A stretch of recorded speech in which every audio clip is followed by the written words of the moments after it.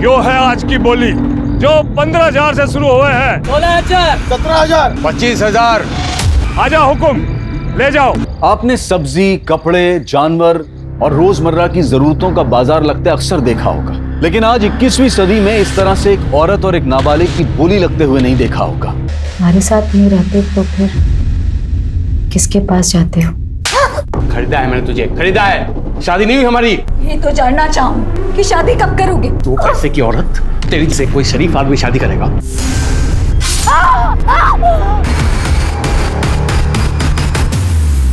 मारने वाला इस हद तक नाराज था, इस हद तक नफरत करता था। एक आदमी उनके घर आया था, वो पायल के साथ रेप किया था। सवाल अब भी वही उठता है कि अगर ये दोनों सच बोल रहे हैं तो फिर रेवती का मर्डर किया किसने? इंडस्ट्रियल एरिया के पास वाले जंगल में एक जवान लड़की की लाश मिली।